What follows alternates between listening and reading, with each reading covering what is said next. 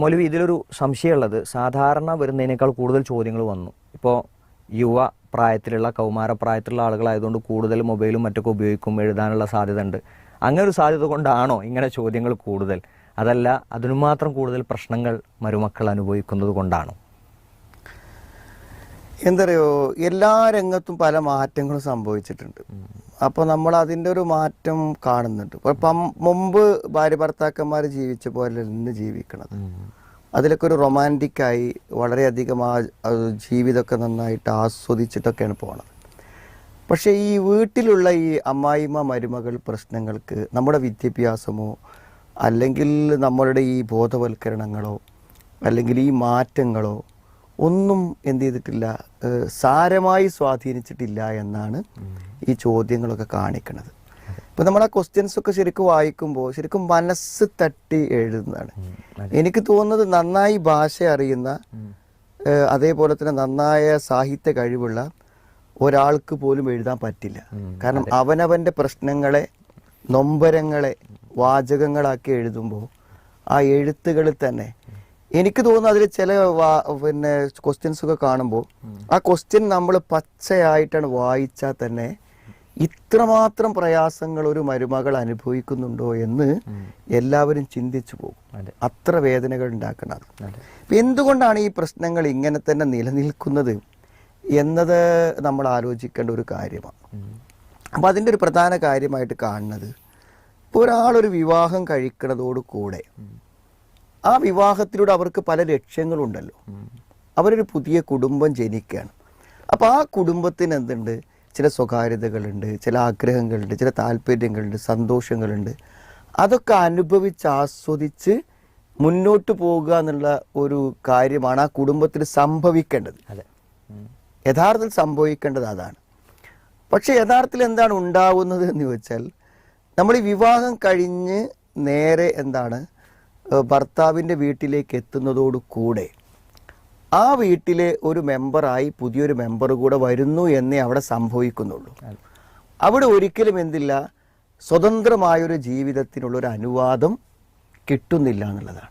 അപ്പോൾ നമ്മൾ ഇവരുടെയൊക്കെ വേദനകൾ വായിക്കുമ്പോൾ ഭർത്താവിൻ്റെ കൂടെ ഒന്ന് പോകാൻ സമ്മതിക്കണില്ല, പുറത്തിറങ്ങാൻ സമ്മതിക്കണില്ല, അല്ലെങ്കിൽ ഭർത്താവ് കൂടില്ല, ഇവിടെ ഉപ്പയുണ്ട്, വയസ്സായ ഉമ്മ ഉണ്ട്, അവരെ ഒന്ന് ഇട്ടിച്ച് പോകാൻ പറ്റുന്നില്ല എന്ന് പറഞ്ഞാൽ അവരുടെ കുടുംബജീവിതം സാധ്യമാകുന്നില്ല എന്നാണ് ആ പെൺകുട്ടികളൊക്കെ എഴുതിയിരിക്കുന്നത്.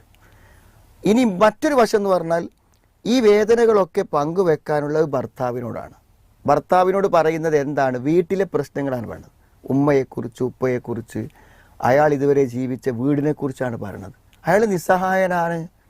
അപ്പോൾ ആ നിസ്സഹായതയും കൂടി ആകുമ്പോൾ എന്ത് ചെയ്തു, എൻ്റെ പ്രശ്നങ്ങൾക്ക് ഒരു കാലത്തും പരിഹാരമില്ല എന്ന മനോവേദനയിൽ ജീവിക്കുകയാണ് ഈ പെൺകുട്ടികളും ഒക്കെ. ഇതിൽ വലിയ വേദന ഭർത്താക്കന്മാർ അനുഭവിക്കുന്നുണ്ട്. നമ്മളിതിനെ എതിരായിട്ട് പറയണില്ല.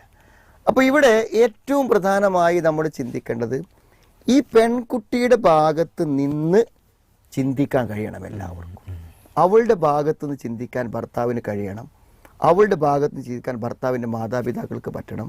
അവളുടെ ഭാഗത്ത് ചിന്തിക്കാൻ എല്ലാവർക്കും പറ്റണം.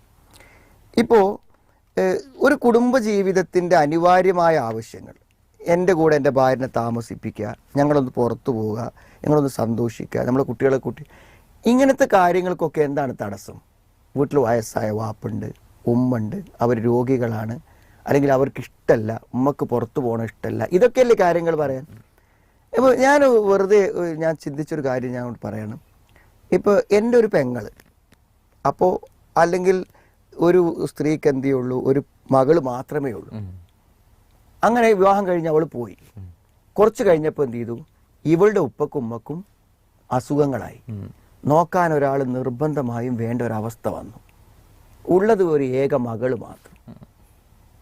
അപ്പോൾ ആ വീട്ടുകാർ മരുമകനോട് പറയാണ്, മോനെ ഞങ്ങൾ ഒറ്റക്കല്ലേ ഇവിടെ, അതുകൊണ്ട് അവൾ ഇവിടെ വന്ന് നിന്നോട്ടെ എന്ന് പറഞ്ഞാൽ എന്താണ് നമ്മൾ പറയുക? അവൾ ഇവിടെ വന്ന് നിന്നോട്ടെ, ഞങ്ങൾക്ക് ആരും ഇല്ലല്ലോ, നിങ്ങൾ സൗകര്യം ഉണ്ടാകുമ്പോഴൊക്കെ ഇവിടെ വരും, ഞങ്ങളിനി വേറെന്താ ചെയ്യുക എന്ന് പറഞ്ഞാൽ എത്ര ആളുകൾ എന്ത് ചെയ്യും?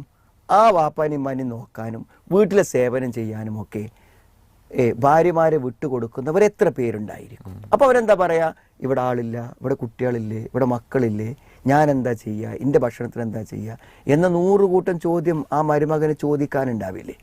ഇതാരെ നോക്കാൻ വേണ്ടി വിളിക്കുമ്പോഴാണ്? സ്വന്തം വാപ്പനെയും ഉമ്മനെയും നോക്കാൻ വേണ്ടിയിട്ടാണ്. ആ സ്ഥാനത്ത് എന്ത് ചെയ്യാണ്? വാപ്പനെയും ഉമ്മയും നോക്കുക എന്ന ഒരു ന്യായത്തിൻ്റെ അടിസ്ഥാനത്തിൽ ഒരു പെൺകുട്ടിയെ എന്താണ് തടഞ്ഞു വെക്കുക, തടങ്കലിൽ പാർപ്പിക്കുക, അവളുടെ കുടുംബജീവിതത്തിൻ്റെ ആഗ്രഹങ്ങൾ അനുവദിക്കാതിരിക്കുക. ഇത് ന്യായമാണോ? അങ്ങനെയെങ്കിൽ അതും ന്യായമല്ലേ? അപ്പോൾ ഇവിടെ എന്താണ്? ന്യായാന്യായങ്ങൾ നോക്കിയിട്ടല്ല. ഇതെന്താണെന്ന് വിചാരിച്ചാൽ പൊതുവെ ഈ വീട്ടിൻ്റെ പ്രതിസന്ധിയിൽ എന്ത് ചെയ്യാൻ പറ്റില്ല, ഒരു തീരുമാനമെടുക്കാൻ പുരുഷന് പറ്റണില്ല. അതുകൊണ്ട് എന്ത് ചെയ്യും? അയാൾക്ക് കീഴിൽ വരുന്ന പെൺകുട്ടി ജീവിതത്തിൽ കഷ്ടപ്പെട്ടു പോകുന്നു എന്നുള്ളതാണ് യഥാർത്ഥത്തിൽ സംഭവിക്കുന്നത്. പിന്നെ വീടിൻ്റെ അധികാരങ്ങൾ പൊതുവെ എന്തായിരിക്കും? ഉമ്മമാരിൽ നിക്ഷിപ്തമായിരിക്കും. വാപ്പുണ്ടെങ്കിലും വീട്ടുകാര്യങ്ങളൊക്കെ ആരാ കൈകാര്യം ചെയ്യുക? അതുകൊണ്ട് തന്നെ അവിടെ ആര് വന്നാലും എന്താണ്, അവർ പറയുന്ന സേവനങ്ങൾ ചെയ്യുക എന്നതിലപ്പുറത്തേക്കൊരു എൻട്രി സ്വാഭാവികമായും വീട്ടിൽ കിട്ടൂല. അപ്പോൾ ഒരു വീടിൻ്റെ ഭാഗം എന്നൊരു ഫീലിംഗ് ഒരിക്കലും ഈ പെൺകുട്ടികൾക്ക് ഉണ്ടാവണില്ല. ജോലിയൊക്കെ ചെയ്തു നോക്കാം, ഞാനും ഈ വീട്ടിലൊരു അംഗമാണ്, എനിക്കിഷ്ടമുള്ളത് ഇവിടുന്ന് ഭക്ഷിക്കാം, എനിക്കിഷ്ടമുള്ള പോലെ ചെയ്യാം, എനിക്കിഷ്ടമുള്ള ഫുഡ് ഇവിടെ ഉണ്ടാക്കാം എന്ന ഒരു അടുക്കള സ്വാതന്ത്ര്യം അവർക്ക്, അതൊരു കൺട്രോളിലാണ് പോണത്. ഇപ്പം നീ അലക്കിയാൽ മതി, ഇപ്പം നീ ബാത്റൂം കഴുകിയാൽ മതി, ഇപ്പം നീ പാചകം ചെയ്താൽ മതി എന്ന ഒരു കൺട്രോളിൽ നിർദ്ദേശങ്ങൾ പാലിച്ച് മുന്നോട്ട് പോകുന്നവൾ മാത്രമാണ് അവൾ ഒരിക്കലും വീടിൻ്റെ ഭാഗമല്ല.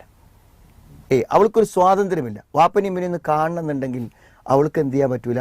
വാപ്പനോടൊന്ന് വരിയെന്ന് പറയാൻ പറ്റൂല. നിങ്ങളൊന്ന് വരും വാപ്പ, ഞാനൊന്ന് അവിടെ വന്ന് 2 ദിവസം നിൽക്കട്ടെ എന്ന് പറയണമെങ്കിൽ ഭർത്താവിൻ്റെ സമ്മതം കിട്ടിയിട്ട് കാര്യമില്ല. അപ്പോൾ ഇങ്ങനത്തെ ഒരു പ്രതിസന്ധി സൃഷ്ടിക്കപ്പെടുമ്പോൾ എത്രയോ പെൺകുട്ടികളുടെ കുടുംബജീവിതം ഈ സാഹചര്യത്തിൽ എന്ത് ചെയ്യുന്നുണ്ട്? നഷ്ടപ്പെട്ടു പോകുന്നുണ്ട്. ഇതെങ്ങനെ മാനേജ് ചെയ്യണം എന്ന് പുരുഷന്മാർക്കും അറിയില്ല, അതേപോലെ തന്നെ ഈ മരുമകൾ എന്ന് പറയുന്ന അവർക്കും അറിയില്ല. നേരെ മറിച്ച് അത് അവർക്ക് അറിഞ്ഞാൽ അവർക്ക് എന്ത് ചെയ്യാൻ പറ്റും? വളരെ മാന്യമായി ജീവിച്ചു പോകാൻ പറ്റും, ഒരു സംശയമല്ല. നമ്മൾ ക്വസ്റ്റ്യൻ്റെ ആൻസറുകൾ പറയുമ്പോൾ നമുക്ക് എന്ത് ചെയ്യാൻ പറ്റും? അത് പ്രായോഗികമാണെന്ന് മനസ്സിലാവും ആളുകൾക്ക്.